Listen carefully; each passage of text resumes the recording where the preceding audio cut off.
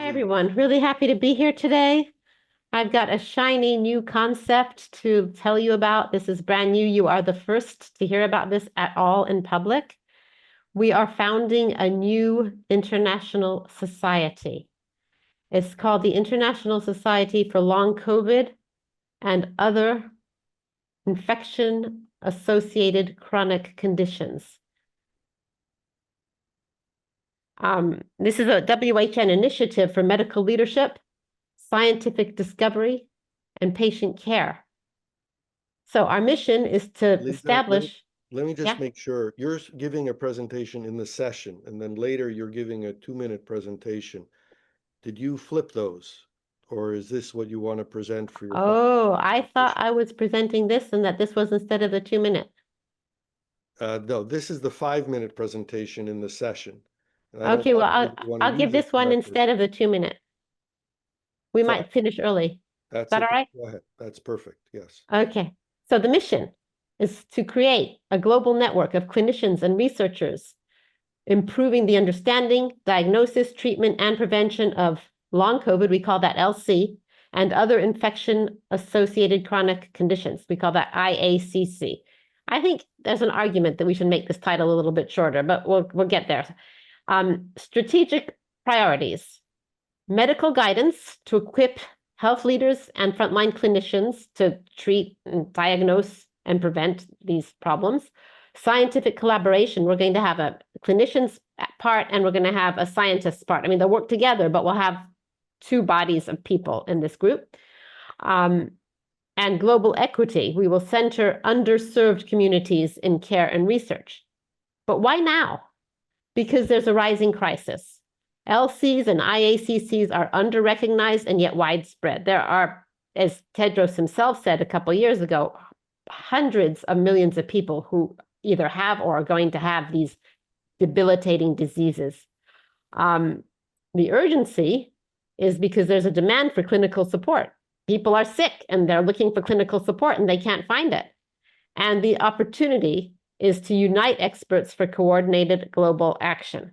So why it's really special to be here to tell you about this, you're the first to hear about it. The other aspect is this is the perfect audience to ask, to call on for founding members. It's a great opportunity to join a select group shaping the society's mission and future. The role includes strategic input on structure and direction, global thought leadership, co-authorship of foundational statements, and peer education, and clinical resource development. So we're seeking nominations. You can nominate yourself, or you could apply somebody, you can nominate somebody else. We're looking for clinicians. By the way, this is just for the founding members. In the future, it's going to be a much bigger organization and can use help from every kind of person. But for the founding members, 10 to 15, we're looking for clinicians or researchers who are active in long COVID or post-viral research and care, who are supportive of World Health Network's global public health values. And there's my data if you want to send me your nominations or get an application form, or we'll find a way to get you an application form. We will move on to Robert Gehorsam, strategist and convener working at the nexus of technology, culture, security, and democratic innovation. Please, Robert.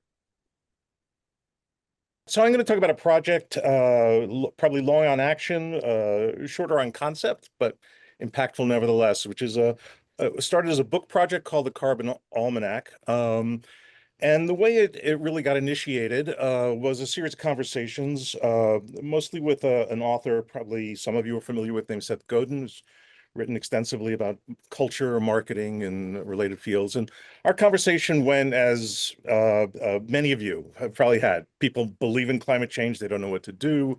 There's really no shortage of knowledge, capital, technology, and people willing to do things, but we don't act. I would say it's really a mystery on some level of the individual and collective human psyche. So we were thinking about this and said that we saw a missing piece in public communication about climate. Almost everything that was written or spoken about was too scientific, too political and too sort of top down, I'm even going to say expert driven, to be effective for the people that we wanted to reach. And the people we wanted to reach were the 70% of the population that believes in anthropogenic climate change, but doesn't feel like they have any potential to act. And we wanted to give people sort of the facts and the hope that would lead to action. And we sort of settled on this premise, right? Established facts, a common understanding across generations. And I think we could have an entire whole conference about intergenerational dynamics leading to collective action. So here's what we set out to do. We actually got a publishing deal very quickly with Viking Penguin. We started in September 2021. This was a volunteer effort, which started with 300 people from 42 countries. Most of us didn't know each other. And really, no one had expertise in the field, which is probably pretty different than this gathering. But so we dealt with what you'd say is an imposter syndrome phenomenon, and basically told everybody, including myself, you know what, everyone can write page 19. We self-organized. There was almost no hierarchy. We self-organized using a tool called Discourse, which is not Discord. Discourse is more of a asynchronous open source platform. Notion, Google Drive, we self-organized into writers, editors, people, and so forth. People played multiple roles. I certainly did. And for those of you, probably most of you who have written and published, this is a kind of an astonishing thing. We started in September 2021. We delivered production-ready files to Viking in February 2022. So about 5 or 6 months, we did the entire thing. This is a 300-page illustrated, designed, fact-checked work, and it was published in July. It has become a bestseller, certainly in a range of Amazon categories. New York Times told us quietly it qualified for the bestseller list there, but for reasons they would not explain, it did not go onto their published lists. But this wasn't all we did. And so as an example of interesting collective action, collective intelligence, I want to point out that we also, in the same time frame, wrote a kid's book, a teacher's guide for the main book, a coffee table book of images of the impact of climate change. We, as a team, arranged for 6 international publishing deals with translations to 6 languages, podcast series, LinkedIn learning courses, a still ongoing daily email blast.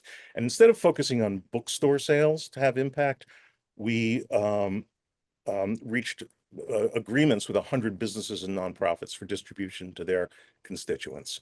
The network is now about 2,400 people, 92 countries, and actually multiple sort of consulting businesses and other businesses have spun out from the work. So that was great. And the model was so interesting that I was approached last year by someone to do a similar kind of collective effort around democratic innovation, democratic governance.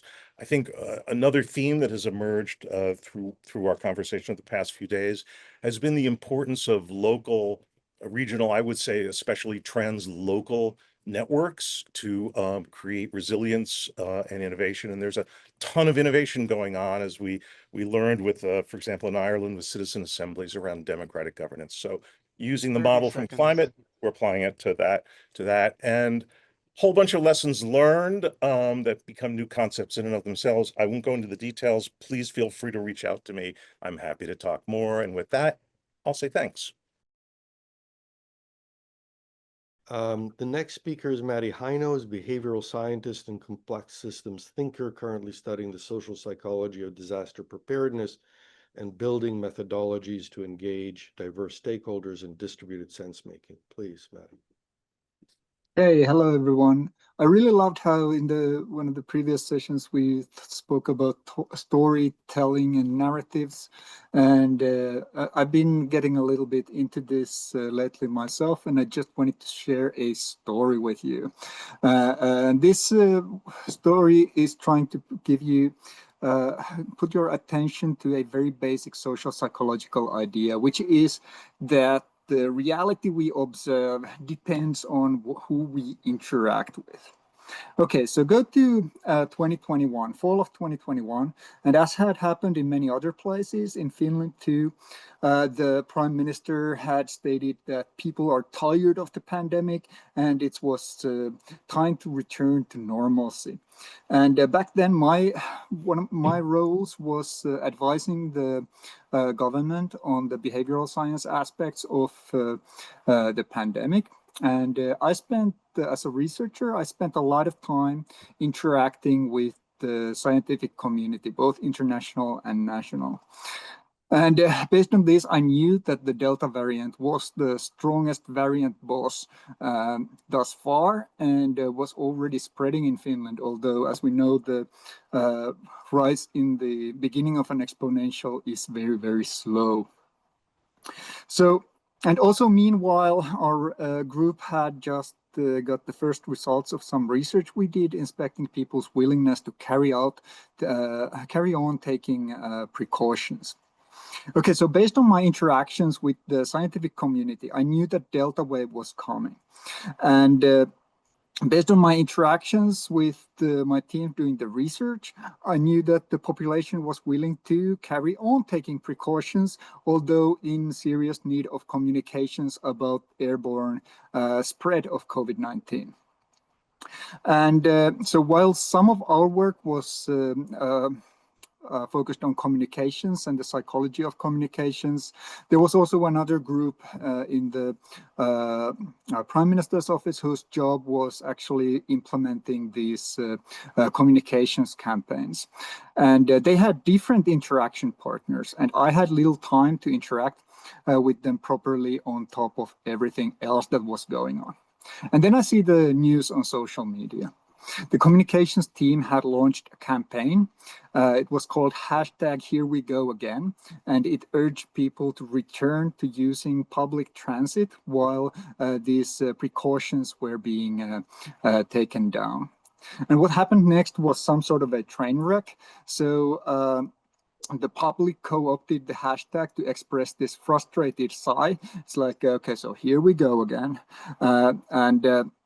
After just 1 week, the Delta threat became visible enough for protective measures to be brought back, and this hashtag #HereWeGoAgain was shut down.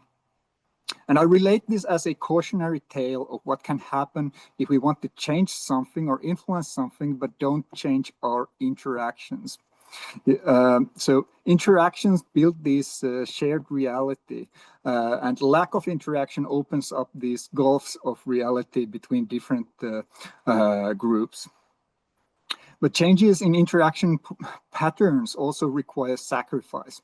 So humans have limited attention, limited time, and importantly, a limited capacity in how many people we can include in circles where the interaction is strong enough to build trust. And I didn't interact with the communications team because I was very busy and frankly quite happy with my existing interaction partners. And I often think about like, which interactions could I have sacrificed to build and maintain new ones which would have allowed me to generate a bigger impact during this time for science-based policy. And now, if we were to accept this proposition that changing actions requires changing interactions, what would we do? Would we be able to sacrifice, to tone down some of our existing interactions to make room for new ones with the people we have encountered here? And will we restructure our social environments? Or will the people whose names will pop up, people whose names you see in notifications on your mobile phone screen, will they stay the same or become different after this conference? And I'll leave you with this thought. Thank you. Our next speaker is Lincoln Mitchell. He's a political analyst and Columbia lecturer exploring how narratives, trust, and communication shape democratic institutions and political change. Please, Lincoln.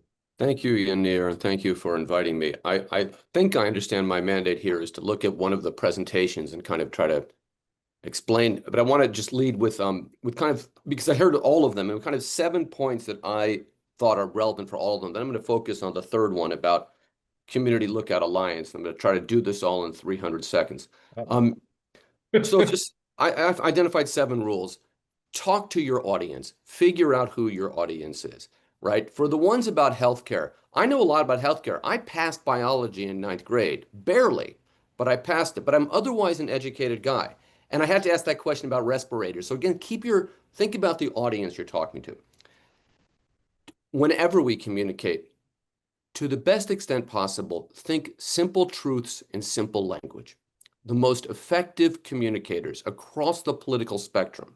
I mean, in some cases, it's not true in some abstract sense, but in their mind, it's true. But the really morally the best ones, simple truths, simple language. And I struggle with that as well. Define the solution and the problem on your terms. What is the problem that you're trying to solve?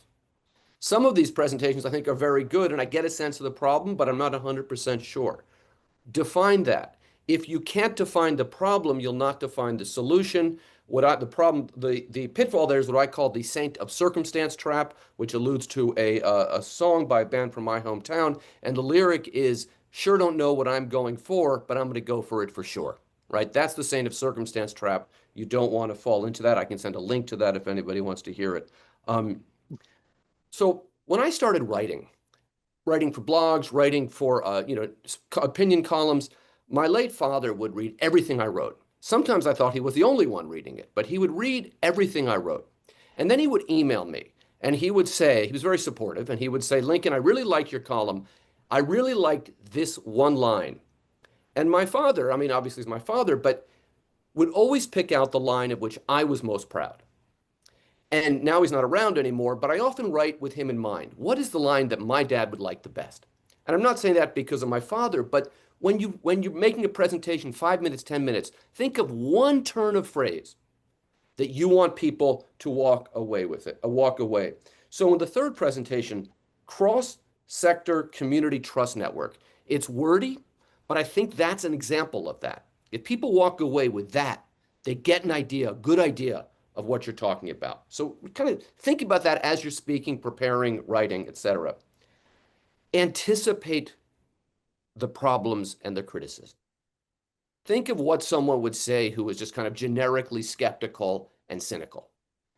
So much of the literature, particularly in this kind of democratic crisis moment that we read, you read this very good analysis, and the solutions chapter, which the editor asked them to tag on, is just, the nice liberals win. That's not a serious solution. And related to that, the last point, don't ignore the politics, right? So I was struck by the national service point, and I put it in the chat that the way American federalism works is that in Oklahoma, you will be able to do this by volunteering at the Westboro Church and painting signs that saying God hates and then an anti-gay slur. That's how American politics work. We have to anticipate that, and we can't pretend that's not true. But I wanted to talk to the Community Lookout Alliance because I thought this was a fascinating idea that I liked, and that the presentation was good, but I was thinking, so I talked about that one kind of soundbite in there, but it wasn't here. The problem could have been sharpened, the problem that you're trying to solve, which is communities lack resilience, which is straightforward and in the beginning, and that's good, but I'm not exactly sure what that means. Does it mean that after the flood, everything is damp for a while? Does it mean we're just walking around angry at each other? So that kind of thing, I think, could have been sharpened a little bit. In general, I thought it was otherwise pretty clear, but then to think through the politics, because you often only get one bite at the apple here with people. So, what struck me, and I put this also in the chat, is that I'm friendly with a number of local elected officials, people who are city council members, the board of supervisors, because I do a lot of work in San Francisco, local state elected officials. And if you were to present that to the neighborhood supervisor or the neighborhood city council person, they would be intrigued, but the criticism they're going to come up with right away is, this sounds like Neighborhood Watch. How is this not like Next Door, right? The app, which is a place where people write things like, there was an African American man in my neighborhood, we better send the cops, right? So kind of, and because that's not what this is. But how do you anticipate that, get ahead of that so that you don't have to waste your time on the Q&A, or you don't have some smart apple just kind of shooting it down because of some criticism that you were aware of, but that you didn't fully address. I think I've used exactly 5 minutes. So that's my time, right? Thank you, Lincoln. Thank you. And I hope that was helpful. Anybody, I will put my email in the chat if anybody wants to contact me going forward. Thank you very much.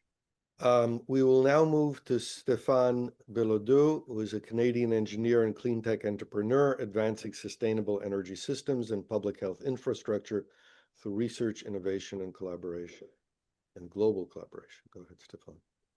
So thank you, Yanir. So I will talk about from this lens, this engineering lens. And I want to emphasize that action, which is this topic, is not a concept, but a commitment, a real commitment. That would be one sentence, Lincoln, we could recall from what I will say in the next 4 or 5 minutes. So how do we move from knowing to doing?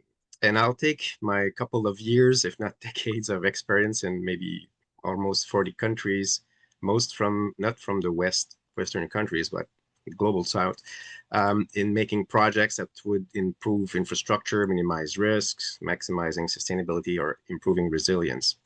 So as of now, and I'm still learning, I would think that related to how we materialize action, there are 3 lessons I've learned, and I want to share that. First, talking about science. We have talked a lot about science this week. So no matter how brilliant the science is, or it becomes fruitful only when it's shared. And I'm not talking about sharing between us, between colleagues, within our silos. I'm talking about sharing it to others, those that will be using or impacted by this. So sharing, first thing. Second thing, it's I would call that compassion. No matter what is, how deep it is, it's directionless without a system. It becomes change. So compassion becomes something. Change only when it's channeled. We can be very compassionate for these 2 young farmers here, but if we want to transform our compassion into something, we need to take care also of how we can help their parent. We can make sure they're compensated correctly for what they're doing each and every day, rather than using the regular, which makes them having a difficult life. Second thing, compassion channeled. Third thing, collaboration. No matter how ambitious it is, and we have a lot of ambition in collaboration here, it becomes transformation when it's anchored in a shared system or a shared infrastructure. We need to find ways for this collaboration to extend beyond that.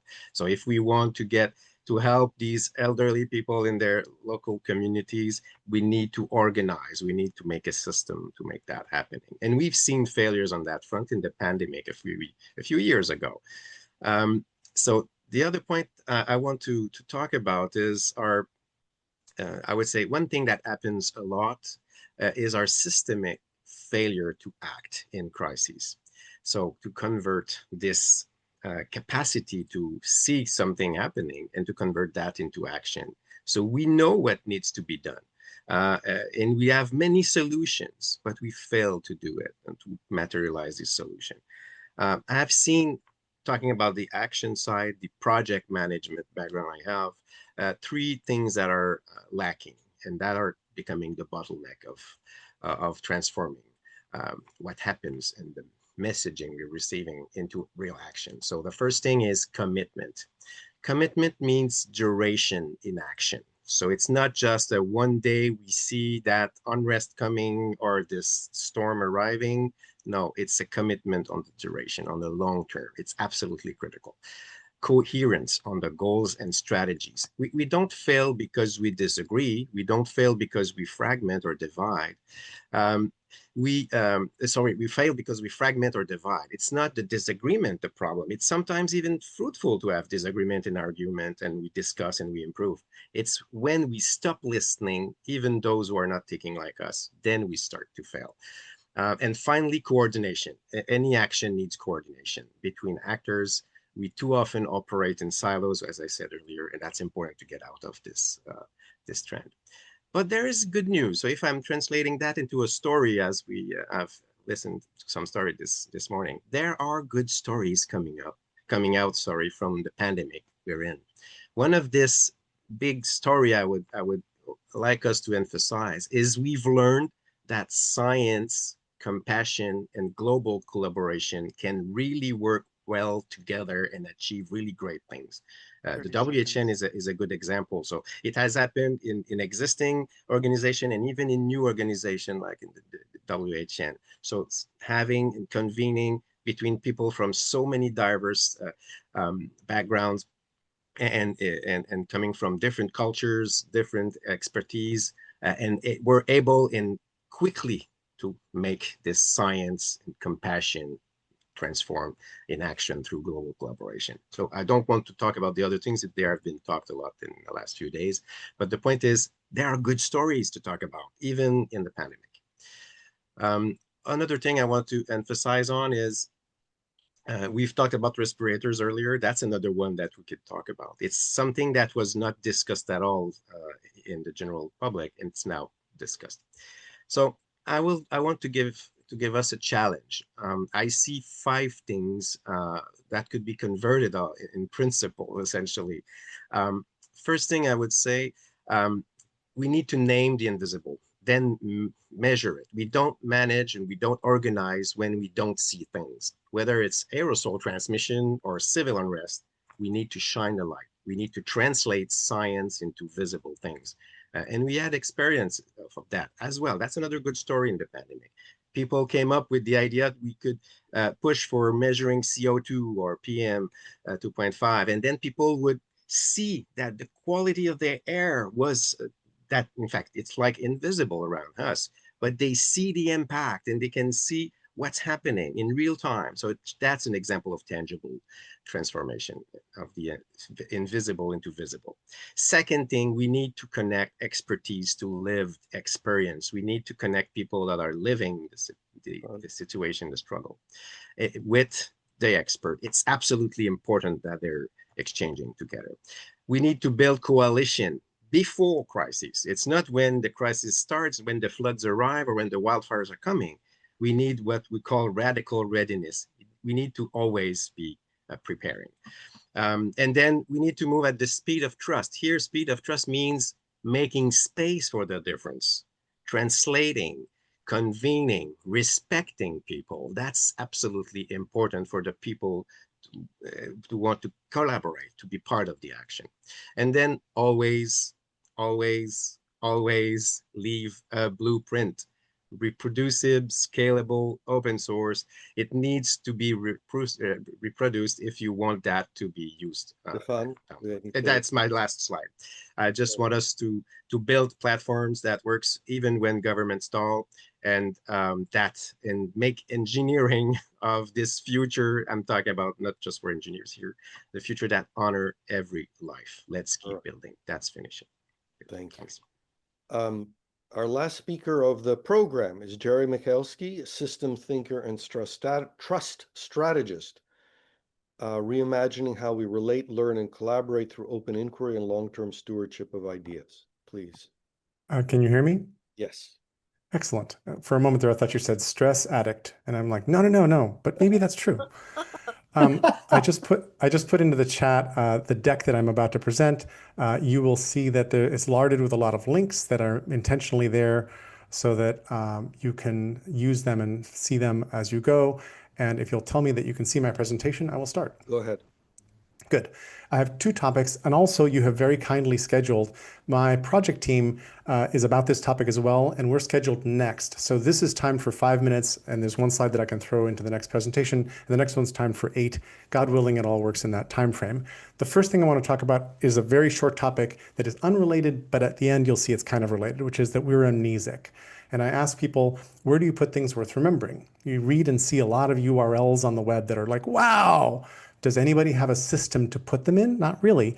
And then why don't we know what we know? Why are we so, just like Stefan just said, we need to sort of leave a record, leave a blueprint, exactly that, but we don't have a place to put the blueprint other than our blog or something like that, right?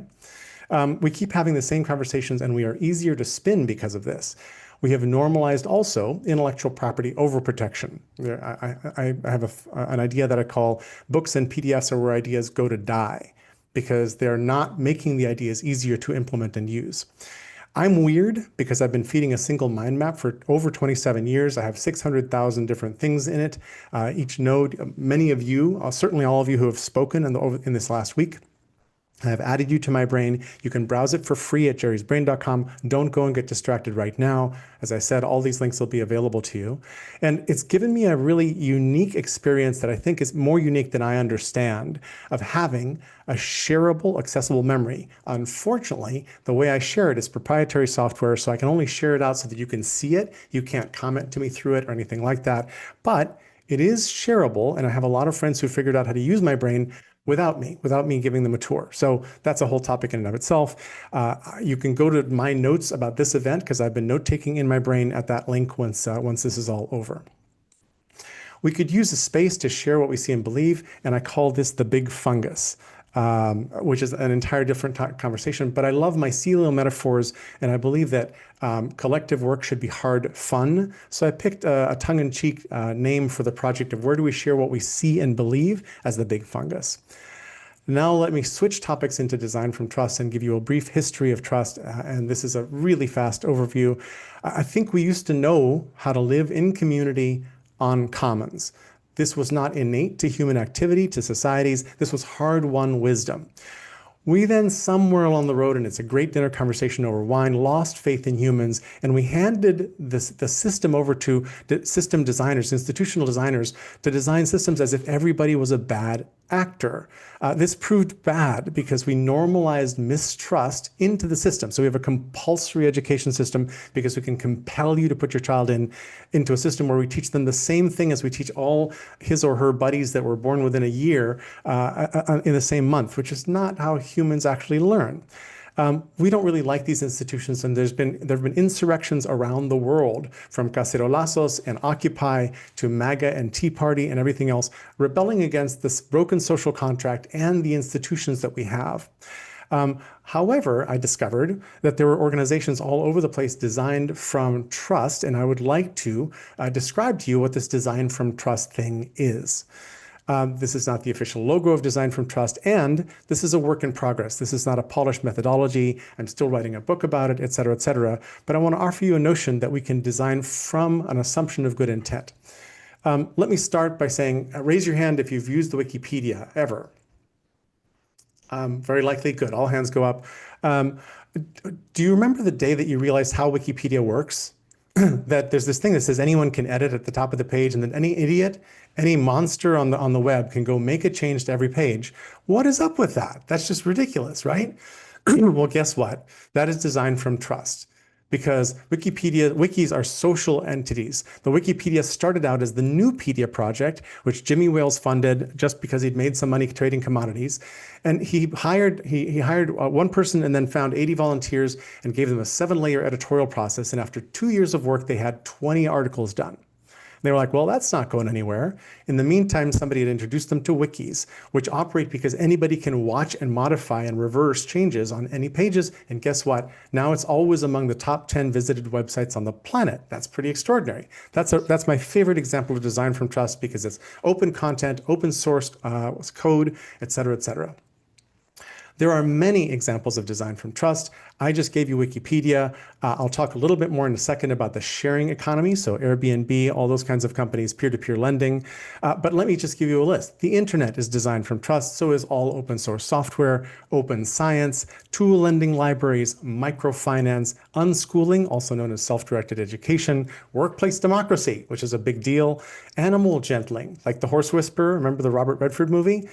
Designed from trust because you join up with a horse instead of breaking it. Time banking, where neighborhoods or regions agree to use a certain currency that only works within their region. Quaker Meeting is Design from Trust. It's one of the places where I got the ideas that are the seed of Design from Trust. Here's a whole mess more of them. Traffic calming, the Toyota production system, Bobby Peel's Principles of Policing for the Metropolitan Police Force in London, honor codes, ultimate frisbee, open space meetings. I don't have enough time to give you all of them, and this list is in my brain at this link down below. So Design from Trust was inspired a little bit by design thinking and by a couple other things, but you can see that I'm really interested in design. I never thought I'd be interested in institutional design, and it turns out that's kind of what I'm talking about here, that we've gone and we've institutionalized mistrust in a way that's hurting us everywhere, and we don't even see it, to the point where trust has come up 50 times in this week, and every time that little bell gets rang, I'm happy because I care about this and I think we can fix it. It was also inspired by a whole bunch of contrarians that I discovered who became my role models. And this was a light bulb that went on slowly in my head. But I met John Taylor Gatto years ago. He's the guy who wrote Dumbing Us Down about the educational system and also the underground history of American education. And he got me thinking that, wow, if you liberate children to be curious and let them do that and scaffold around that, they learn much better. And he was winning teaching awards because he was breaking all the rules of the compulsory education system. You can apply these ideas to any system that you want to talk about. It's not really a methodology. It needs a community to mirror back, you know, you're not really doing this right. We can talk about that. And it's unfinished. And if you'd like to help, we'd love some help.